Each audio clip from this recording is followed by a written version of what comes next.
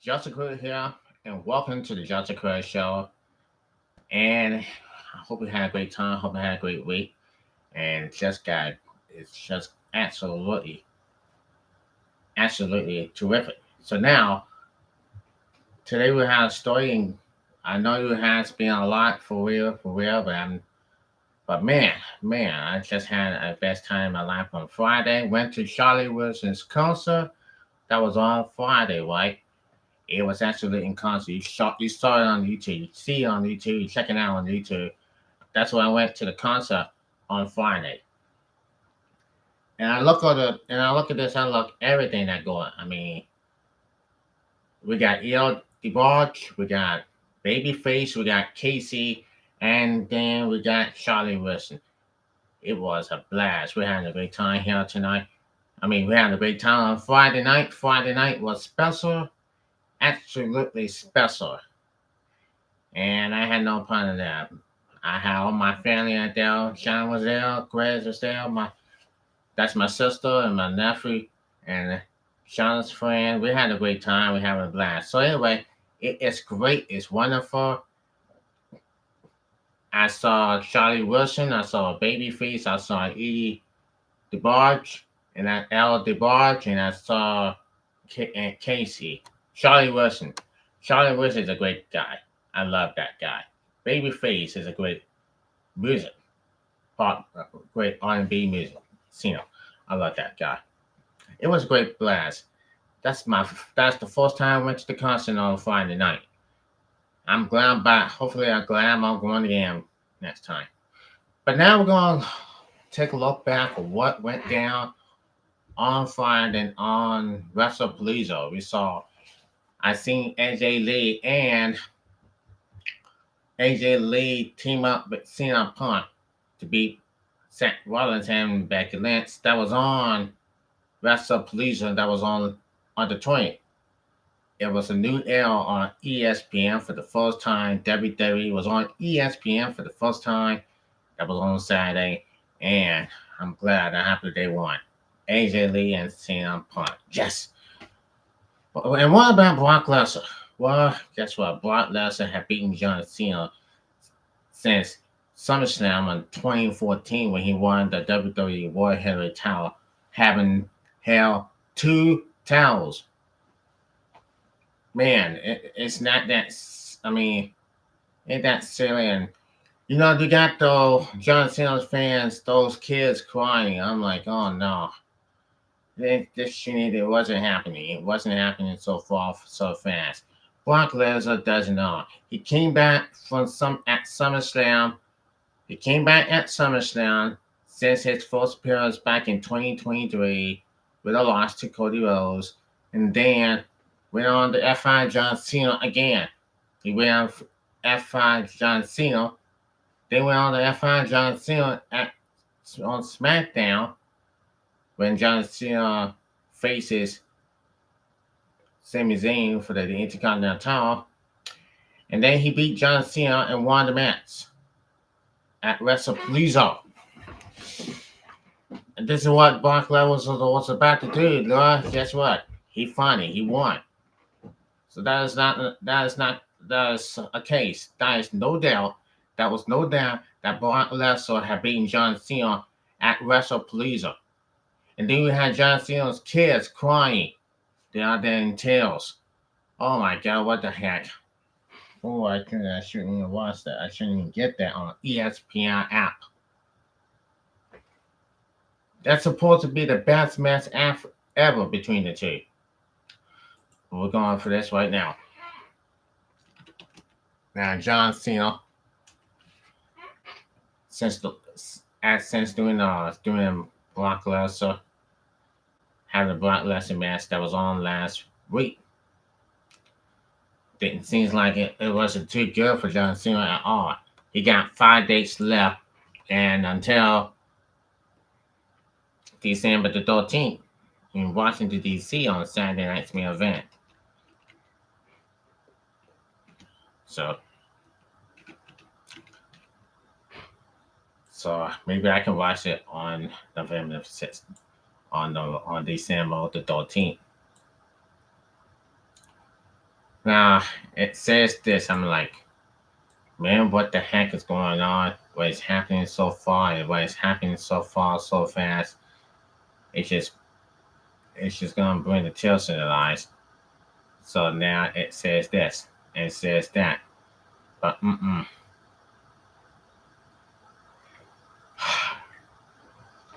believe when that happened.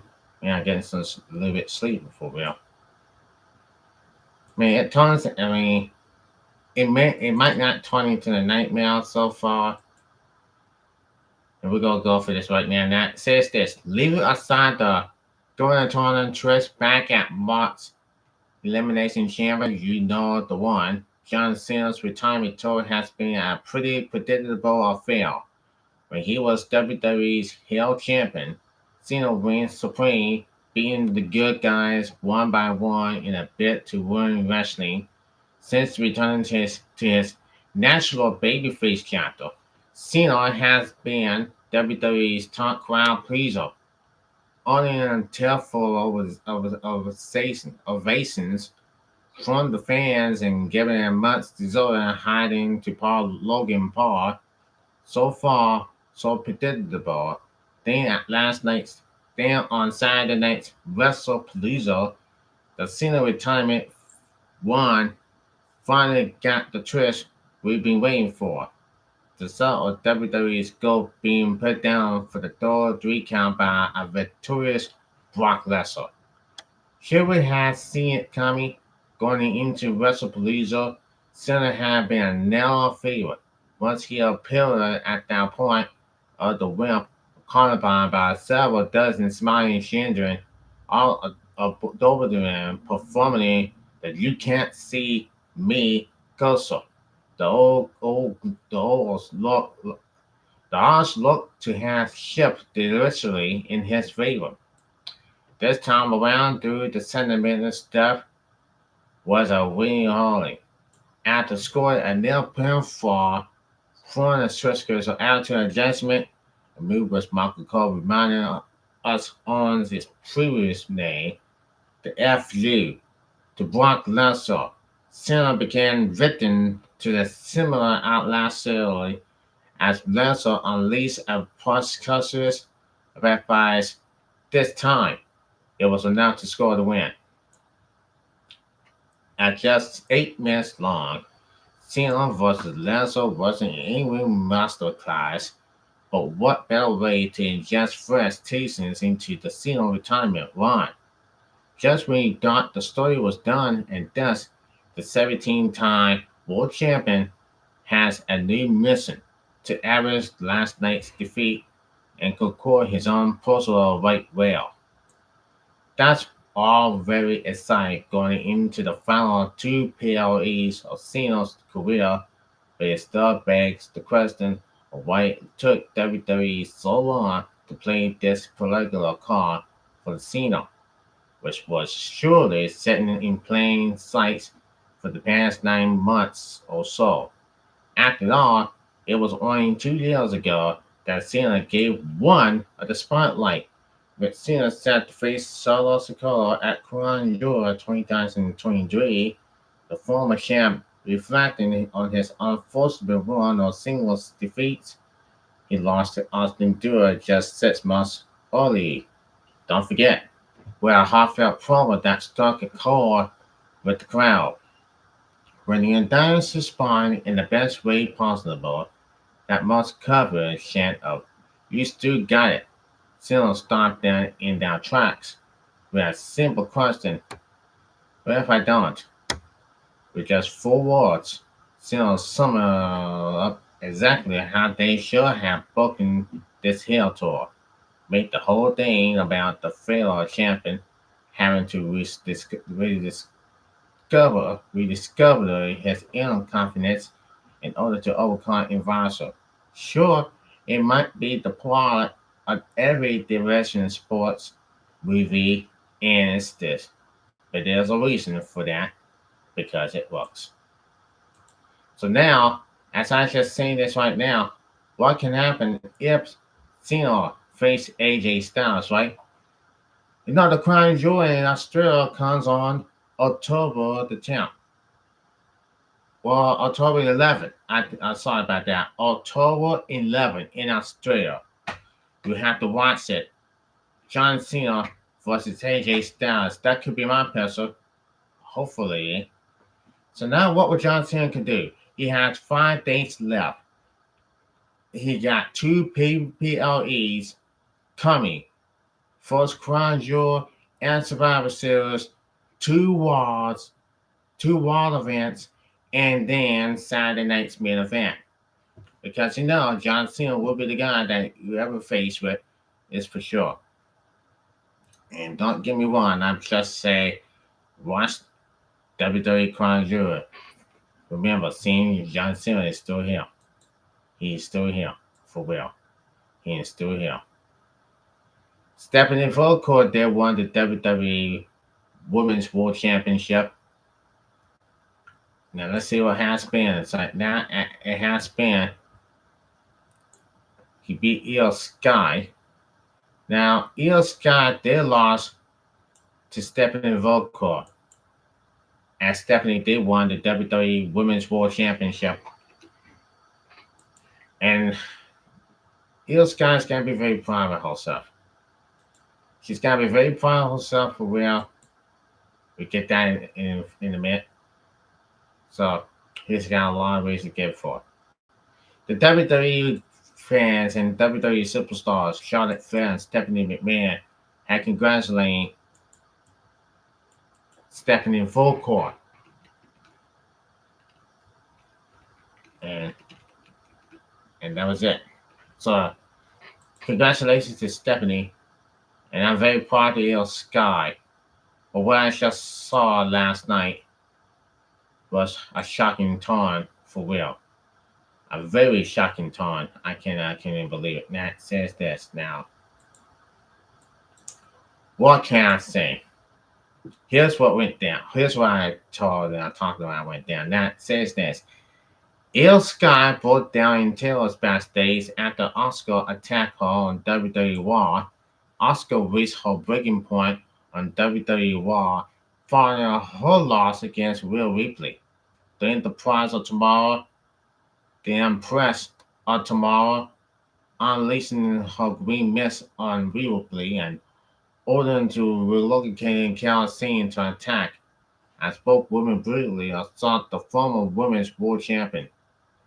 Iyo Sky ran to the ring to stop them.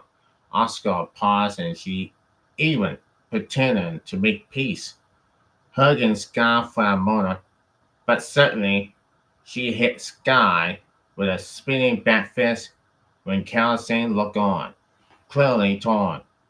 Asuka then ordered Cena to join the attack. Together, they assaulted Iyo Sky and a dazed Rhea Ripley, who was disgraced in green mist. While Asuka didn't seem afflicted about her actions, mocking both Rhea Ripley and Iyo Sky. However, Sky was clearly shaken by the shocking betrayal for her friends. She took to X, formerly known as Twitter, sharing a backstage video of both crying and saying, "We were friends. I thought we were friends. I believe we were friends. Asuka and Cal don't want me." Devastated. No, but I wasn't helpful to them. I realized that today this hurts more than losing a match. I just don't know. I'm done. So that's exactly what happened, and that's what it's all about. She's so devastated. Absolutely freaking devastating. So I can't even know what's going on, what's happening out now for first. I just waited. Just look. Iyo Sky believes and never thought she and Asuka were friends. But then she got Cena by her side. The only thing that ever happened was last night. After Asuka lost the match against Rhea Ripley, then she lost it with a green mist spit Rhea Ripley. Referee Champagne tried to stop it, and then you got Iyo Sky told them to stop, trying to make peace. And then Asuka told her. It is absolutely unbelievable. I cannot believe it, but it's unreal. Definitely unreal for sure. I should not believe that somebody ever did this to Iyo Sky and Will Ripley. Ripley got the green mist on her face. That's actually unbelievable. Not even the disgustingest way I ever seen in my life. So now we're gonna move on. And we're gonna move on, folks. I got more things to do. Thought, hey.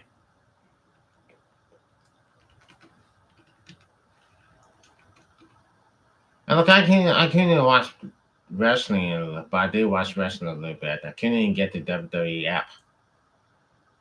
For real. I couldn't get in the WWE app. Man, I thought Iyo Sky and Oscar were friends. Along with Carol saying,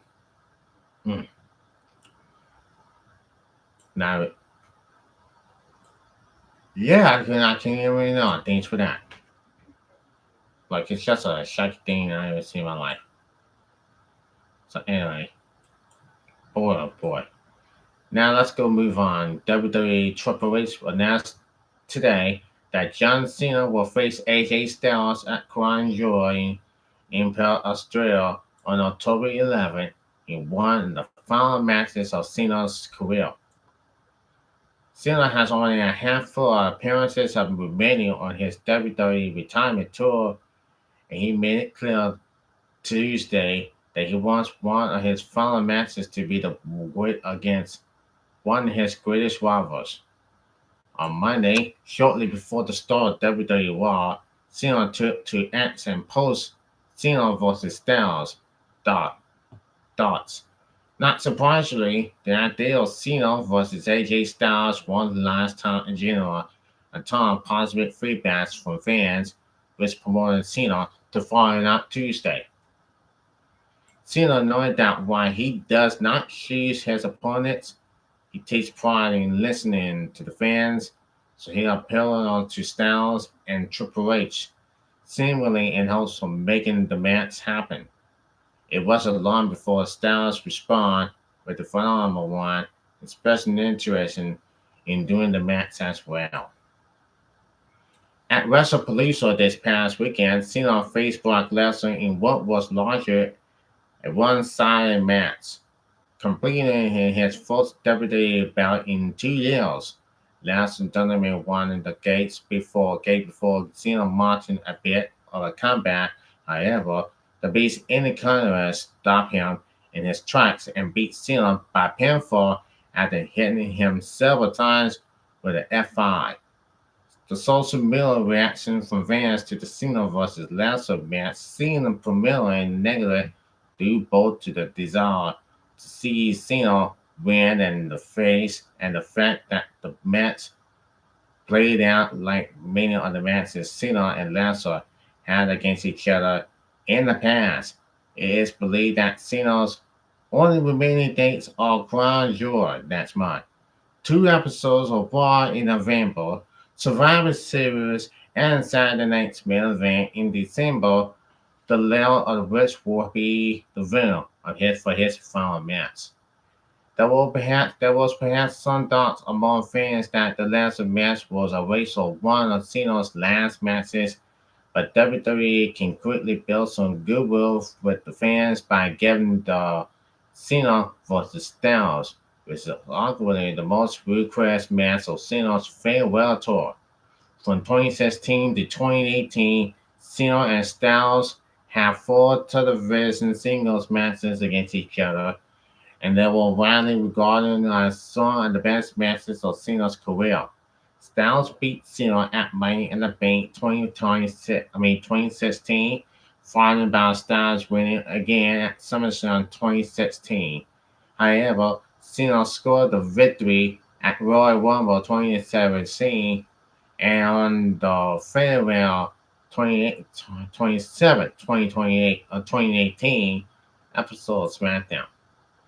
The Money in the Bank, SummerSlam, and World Rumble matches were all highly regarded, making it arguably the greatest three-match trilogy of Cena's career. Given that Cena has already faced some of his greatest opponents during his retirement tour, including Randy Orton, Cena, Brock, and Lesnar, it is unfair that stars get an opportunity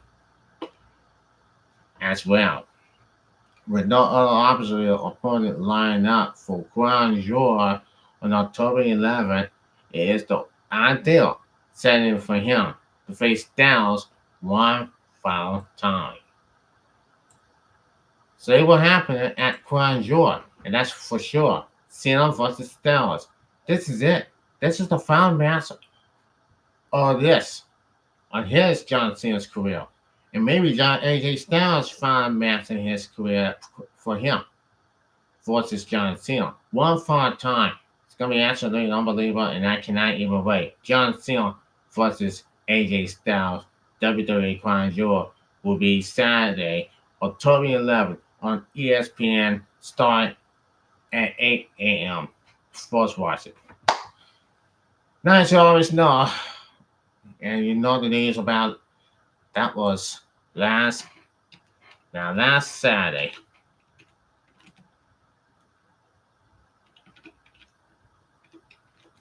But I did not know what's going on. It's going to happen right there for sure. Well, we're going to find out. This is what it's all about now. Take a look. Undertaker did surprise Stephanie McMahon on Saturday. And it may surprise everybody for sure. So it has been a surprise to team. Take a look at this. Now take a look at this and listen to this when I sing. And a surprise moment during WWE WrestlePalooza, The Undertaker showed up to once again tell someone they'd be heading into the WWE Hall of Fame. The Undertaker arrived last on Saturday night in his America Badass poster on Saturday in a complete and surprising manner as he rolled down to the ring in his motorcycle. He stopped next to where Stephanie McMahon was seated. After getting up, Undertaker took a mic and then asked if he could sit next to McMahon. Now, they spoke for a moment before Undertaker asked her and the crowd if they were ready. It was then the Undertaker revealed he was there to announce that McMahon was the first official member of the WWE Hall of Fame's class of 2026. McMahon clearly looked shocked before Undertaker jokingly said, "We got y'all," and the power hug. Oh my goodness. Now, this is the second time someone has been surprising with the induction. Last year, Undertaker also surprised Triple H to announce he'll be going into the Hall of Fame as a single competitor. Stephanie McMahon's history with WWE is a legendary one. The daughter of Vince and Linda McMahon, Stephanie appeared regularly on air for the company throughout the 1990s and the 2000s. Throughout her time with WWE, McMahon took part of the limited of storylines, including tons of multiple ones with Undertaker and her new husband, Triple H. She's also held the WWF Women's Championship one time. Now, as you always know, Stephanie will be in the Hall of Fame next year in March and April doing WrestleMania 42. I'm very happy for her. Congratulations to Stephanie. I was also a risk. I was thinking about inducting Stephanie's brother, Shane McMahon, into the Hall of Fame. Maybe two brother and sister. Man, very surprised. Could be surprising that. We'll see what happens until then. But now Stephanie will be inducted into 2026 Hall of Fame. Congratulations to her. All right, time for us to go. And I'll check you tomorrow, probably at the same time. Till then, I'm on live on the Joseph Crudup Show. Take care, everyone, and peace out. Bye bye.